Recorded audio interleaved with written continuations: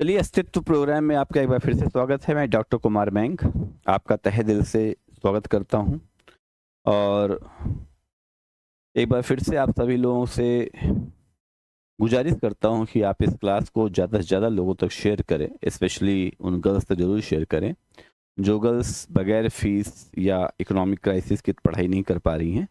तो हम लोगों ने निश्चय किया है कि पूरे भारत की समस्त बेटियों को जो आईएएस और पीसीएस बनने का सपना रखती हैं, अधिकारी बनने का सपना रखती हैं, उनके लिए एक बेहतर मंच, एक बेहतर क्वालिटी वाली शिक्षा प्रदान की जाए।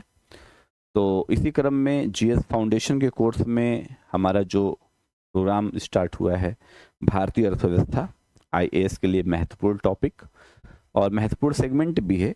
अगर आप भारतीय अर्थव्यवस्था में अच्छा करते हैं तो आप मुख्य परीक्षा में भी अच्छा करेंगे और प्रारंभिक परीक्षा में भी अच्छा करेंगे। तो चलिए, इसी कड़ी में आज हम लोग बात करने जा रहे हैं बाजार। तो भारतीय अर्थव्यवस्था में आपका एक टॉपिक बाजार भी है। तो बाजार क्या है, इसके बारे में जानने की कोशिश करेंगे। What is market. तो जब कभी भी आप मार्केट का नाम सुनते हैं, यानी बाजार का नाम सुनते हैं, तो आप कैसा फील करते हैं? जैसे हम आपसे पूछें कि मार्केट क्या है, तो जब मार्केट का नाम सुनते हैं तो आपको लगता होगा कि भाई मार्केट में एक दुकानदार होता है ना। मार्केट में एक दुकानदार होता है और मार्केट में दुकानदार होने के साथ साथ मार्केट में एक खरीदने वाला भी होता है। तो मार्केट में क्रेता और विक्रेता दोनों ही पाए जाते हैं। ठीक है, तो दुकानदार और क्रेता, जिसे आप विक्रेता और क्रेता के रूप में समझते हैं। तो बाजार वह स्थान होता है जहां पर आपको सेलर्स मिलेंगे और जहां पर आपको बायर्स मिलेंगे, है ना।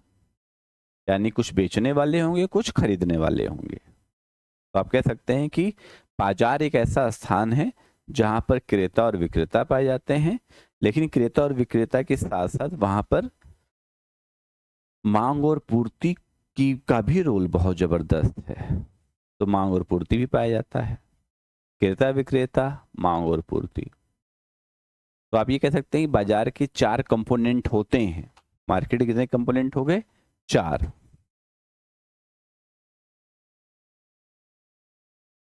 बाजार के 4 तत्व पाए जाएंगे।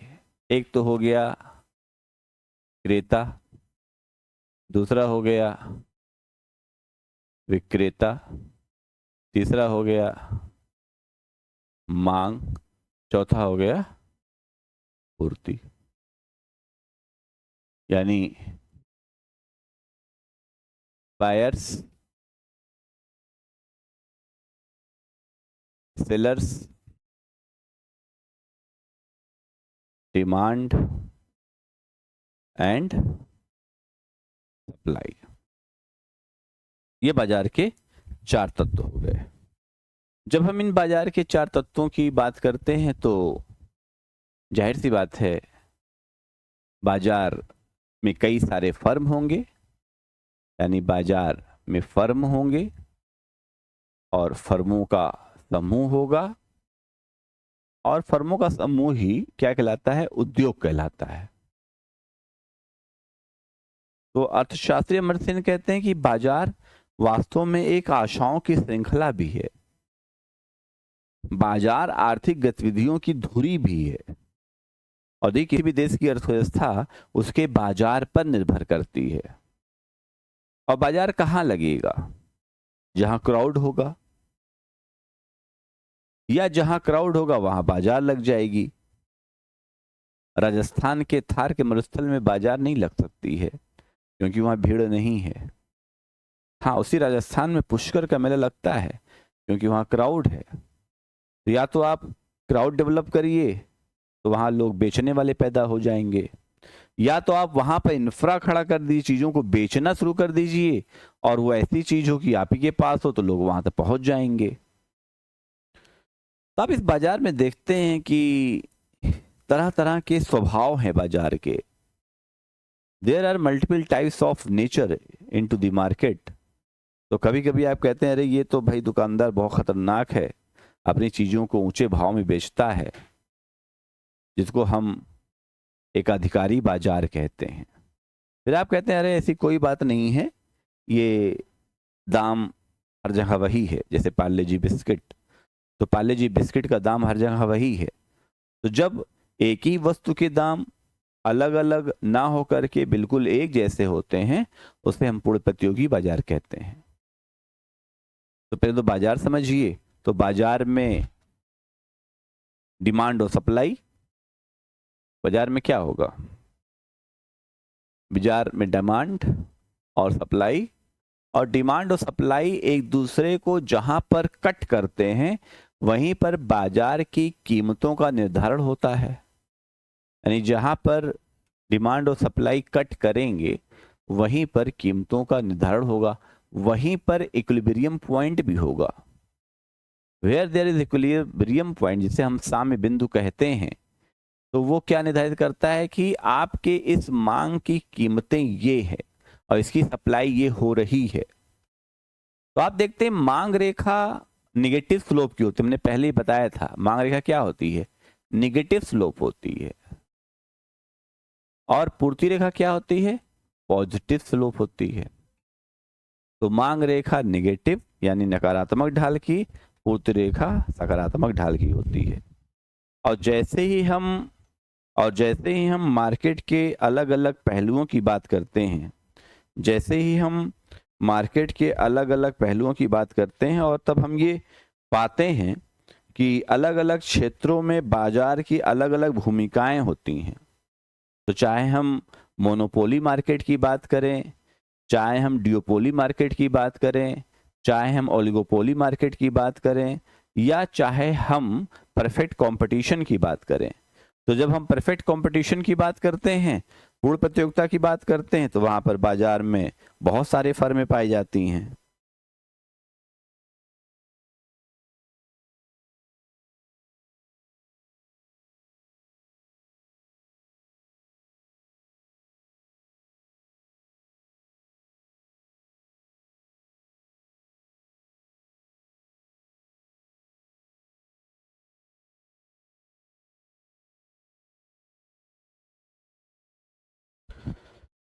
तो अलग अलग क्षेत्रों में अलग अलग बाजार की स्थितियां होती हैं, हमने बताई ना। तो चलिए आइए देखते हैं हम लोग अलग क्षेत्रों में कैसे बाजार होंगे। तो बाजार के प्रकार,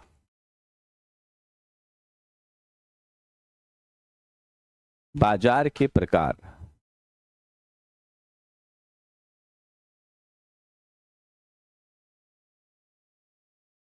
एक अधिकारी बाजार,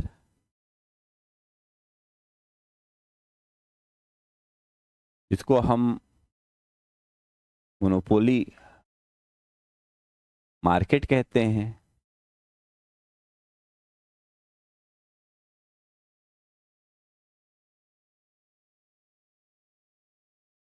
पूर्ण प्रतियोगी बाजार,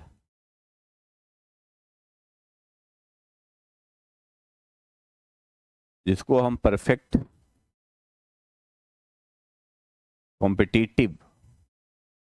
कॉम्पिटिटिव मार्केट कहते हैं,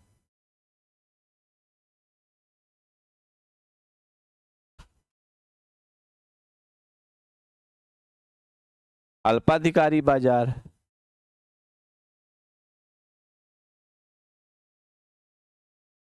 इसे हम ओली मार्केट कहते हैं, द्वयाधिकारी बाजार, द्वयाधिकारी बाजार, जिसे हम डियोपोली मार्केट कहते हैं। ठीक है, एकाधिकारी बाजार, पूर्ण प्रतियोगी बाजार, अल्पाधिकारी बाजार और द्वयाधिकारी बाजार। तो अलग अलग प्रकार के बाजार हैं, उन बाजारों का स्वभाव भी अलग अलग है।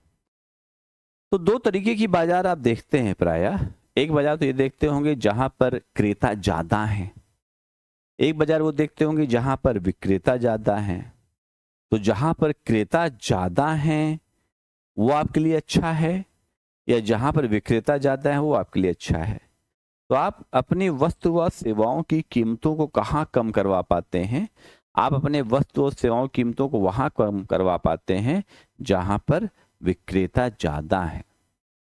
जहां विक्रेता ज्यादा है वो बाजार क्रेता बाजार कहलाती है। रीजन क्या है? आप दुकानदार दुकानदार को लड़वा सकते हैं, आप विक्रेताओं विक्रेताओं को लड़वा सकते हैं। आप कहते नहीं है भाई फलाने दुकानदार इतने में दे रहा है, तुम इतने में दे रहे हो, भले दे रहा हो या ना दे रहा हो। तो कहने मतलब ये है कि जब हम अपना फायदा देखते हैं यानी क्रेता का फायदा देखते हैं, तो क्रेता के लिए विक्रेताओं का ज्यादा होना जरूरी है बाजार में।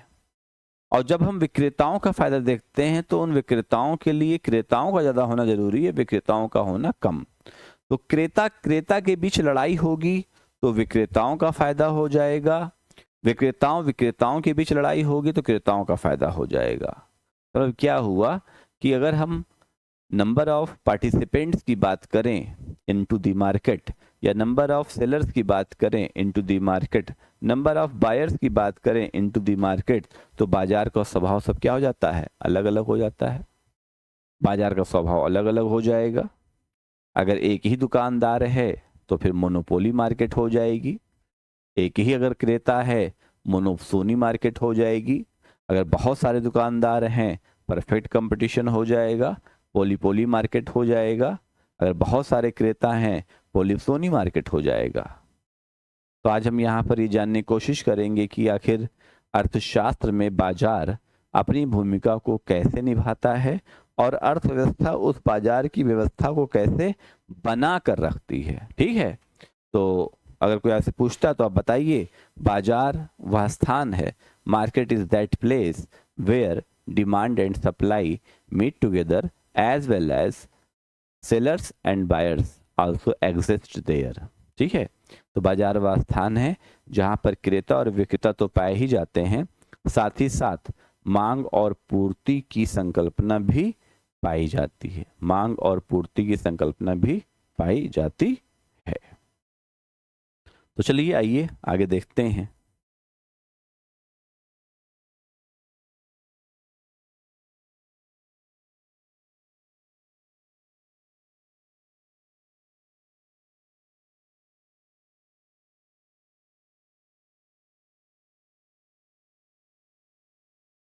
Nature of the market,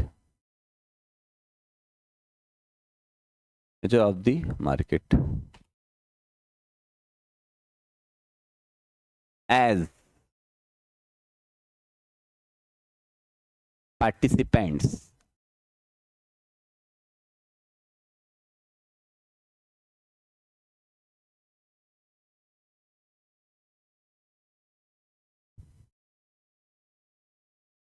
name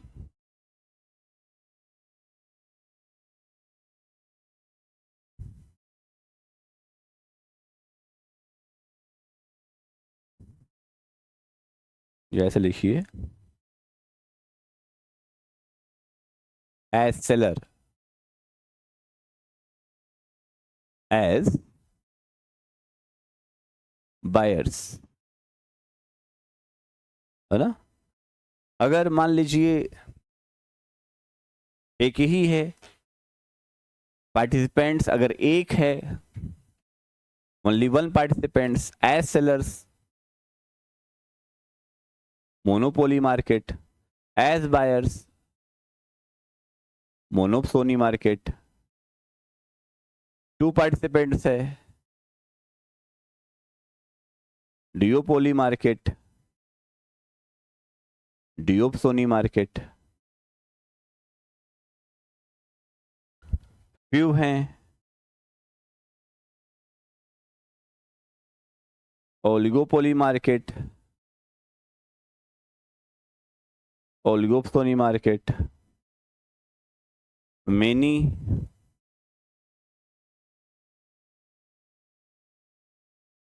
पोलियोपोली market and polypsony polypsony market. ठीक है, अगर एक है, पार्टिसिपेंट्स एक है, तो क्रेता के रूप में मोनोप्सोनी, और सेलर के रूप में, तो इसको हिंदी में क्या बोलते हैं? एकाधिकारी बाजार, द्वयाधिकारी बाजार, अल्पाधिकारी बाजार और बहुविक्रेताधिकारी बाजार। इसको हिंदी में क्या बोलते हैं? एकल क्रेता, द्वय क्रेता, अल्प क्रेता और बहुक्रेता बाजार। तो आप देख रहे हैं अलग अलग पार्टिसिपेंट्स के रूप में मार्केट का स्वरूप बदल रहा है। अलग अलग जैसे जैसे पार्टिसिपेंट्स बदल रहे हैं, नेचर ऑफ द मार्केट क्या हो रहा है? बदल रहा है। तो battle between sellers and sellers, that would be buyers market. Battles between buyers and buyers, that would be sellers market. तो हमारे लिए अच्छा ये है कि विक्रेता विक्रेता लड़े, और विक्रेता के लिए अच्छा क्या है? क्रेता क्रेता लड़े। तो जहां पर मोनोपोली होगी वहां पर दुकानदार कम होंगे, जहां पर परफेक्ट कंपटीशन होगा वहां पर बायर्स ज्यादा होंगे। तो हमारे लिए कौन सा बाजार अच्छा है? जहां पर कंपटीशन भी हो और ज्यादा ज्यादा दुकानदार हो। ज्यादा दुकानदार, ज्यादा कंपटीशन, हमको फायदा होगा। कम दुकानदार, कम कंपटीशन, हमको लॉस होगा। बात समझ में आ रही है? तो इस तरीके से ये समझना चाहिए। तो बाजार में एकाधिकारी बाजार कौन होगा? जहां पर एक दुकानदार हो। बाजार में द्वयाधिकारी कौन होगा? जहां दो दुकानदार हो। बाजार में बहु विक्रेताधिकारी कौन होगा? जहां ज्यादा विक्रेता होंगे। ठीक है, तो इस तरीके से आपको मार्केट का एक बेसिक समझना था जो हमने आपको बता दिया। मार्केट के बाद हमें थोड़ा सा रेवेन्यू कॉन्सेप्ट पे जाना चाहिए कि हमें रेवेन्यू मार्केट से ही आएगा। देखिए, बाजार में बहुत ज़्यादा नहीं पढ़ना है। अब आपने एकाधिकार जान लिया है ना, एकाधिकार जान लिया, पूर्ण प्रतियोगिता जान लिया, ये सब बहुत है। अब थोड़ा सा हम लोग रेवेन्यू के बारे में जानेंगे कि रेवेन्यू क्या है, कैसे हम रेवेन्यू को मार्केट से ऐड करते हैं। इसको हम लोग अगली क्लास में देखेंगे। रेवेन्यू कॉन्सेप्ट, आगम संकल्पना। क्या है? आगम संकल्पना।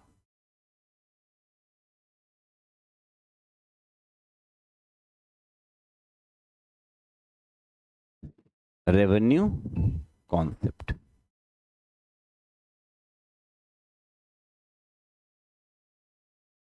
ठीक, मिलते हैं।